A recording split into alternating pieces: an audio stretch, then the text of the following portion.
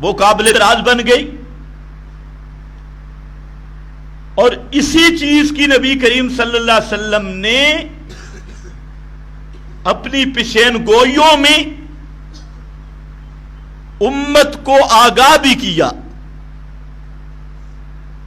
اور اس ملاوٹ سے بچانے کی کوشش بھی کی. مثلا بعض احادیث میں بخاری مسلم میں یہاں تک الفاظ ہیں لَتَتَّبِعُنَّ سُنَنَ مَنْ كَانَ قَبْلَكُمْ کہ تم پہلے لوگوں کے نقش قدم پہ چلو گے. پہلے لوگوں کے. آگے اسی کی توضیح کرتے ہوئے فرمایا کہ اگر پہلے لوگوں میں کوئی ضب گو کے سوراخ میں داخل ہوا ہوگا لَدَخَلْتُمُوهُ تم بھی اس میں داخل ہوگے. اور اگر پہلے لوگوں میں کسی نے اپنی ماں سے بدکاری کی ہوگی تو تمہارے اندر بھی وہ لوگ موجود ہوں گے جو اپنی ماں کے ساتھ زنا اور بدکاری کریں گے. یہ حدیث اس وقت سمجھ نہیں آ رہی تھی. محدثین بھی پریشان تھے کہ یہ کیسے ہو سکتا ہے کہ آدمی اپنی ماں سے زنا کرے، بدکاری کرے. آج کا جو معاشرہ ہے، آج سب سے زیادہ زنا اور بدکاری کے واقعات محرمات کے ساتھ آ رہی، محرمات کے ساتھ، محرم عورتیں، اور اتنی کثرت کے ساتھ ہے کہ ان کو بیان کرنا بھی ناممکن ہے. اتنی کثرت کے ساتھ. اب یہ کیا آپ نے فرمایا ان میں اگر ہوا تو ان میں بھی ہوگا؟ تو صحابہ حیران ہوئے اور پوچھا اجل یہود والنصارى پچھلے لوگوں سے مراد یہود و نصارہ ہیں؟ تو آپ نے فرمایا اور کون ہے؟ وہی یہود اور نصارہ. یہ پیشین گوئی اس امت کی تعلیم اور تحذیر کے لیے فرمائی کہ یہ امت یہود و نصارہ کے نقش قدم پہ جائے گی، اس حد تک جائے گی بے حیائی اور فحاشی میں،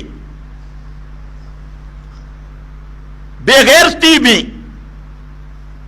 اس حد تک ان کی آپس میں مشابہت ہوگی کہ یہ فعل رذیل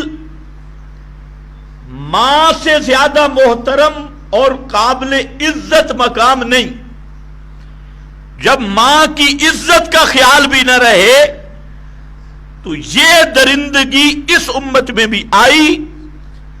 اور آپ کی پیشین گوئی کے مطابق آج ایسے واقعات سینکڑوں نہیں، ہزاروں کی تعداد میں موجود ہیں.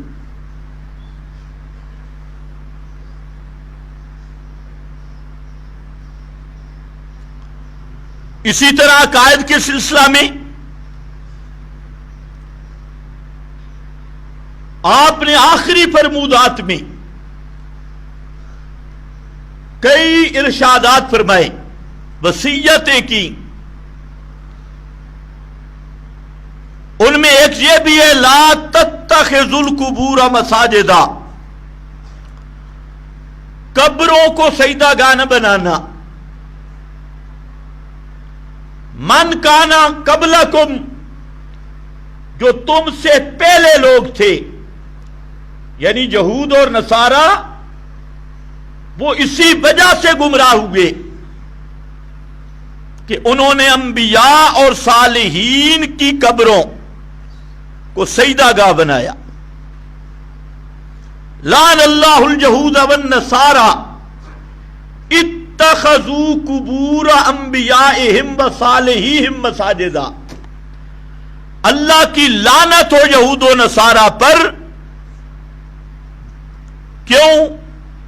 کہ انہوں نے اپنے انبیاء کی قبریں اور صالحین کی قبروں کو سجدہ گاہ بنایا، مساجدہ.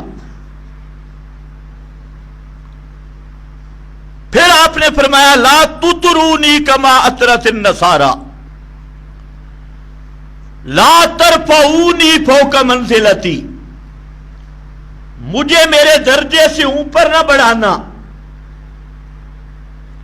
لا تطرونی کما اطرت النصارى عیسی ابن مریم، مجھے اس طرح اپنے مقام سے اوپر مت بڑھانا جیسے عیسائیوں نے حضرت عیسیٰ کو عبدیت کے مقام سے اٹھا کر الوہیت کے مقام پہ کھڑا کیا.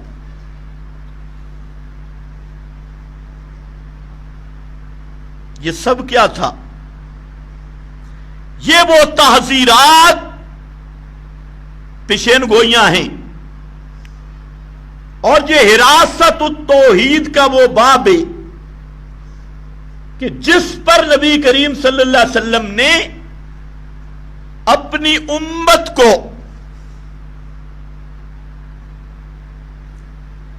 جس نہج پہ چھوڑا کہ عقائد میں یہود و نصارہ کی تقلید نہ کرنا، تہذیب میں یہود و نصارہ کی اتباع نہ کرنا، حتیٰ کہ عام عبادات کا معاملہ. سوچنے والی بات ہے، آپ جب مدینہ تشریف لے گئے تو 10 محرم کا روزہ یہودی رکھ رہے تھے.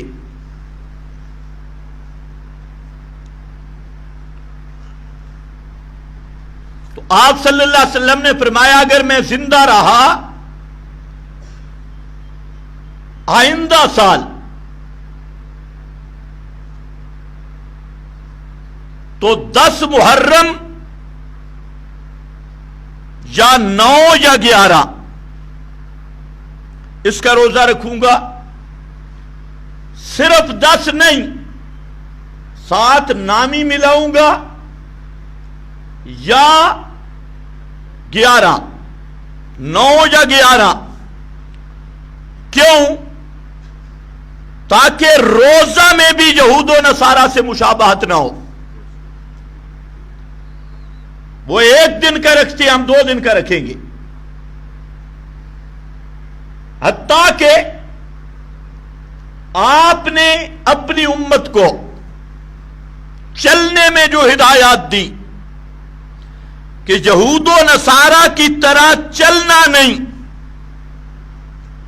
یہود و نصارہ کی طرح کھانا نہیں، یہود و نصارہ کی طرح لباس اختیار نہیں کرنا،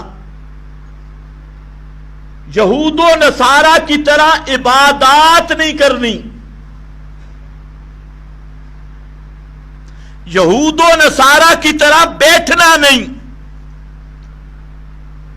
یہود و نصارہ کی طرح اپنی بیویوں کے ساتھ اس طرح قربت اختیار نہیں کرنی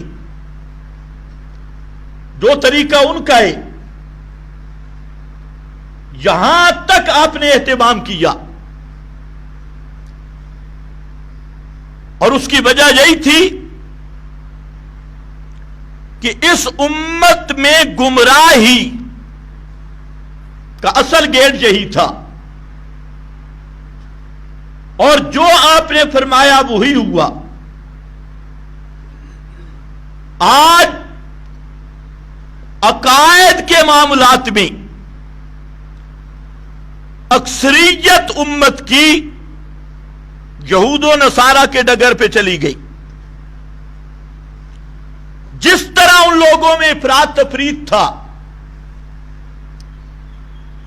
اس سے بڑھ کر افراط تفریط اس امت میں اب موجود ہے.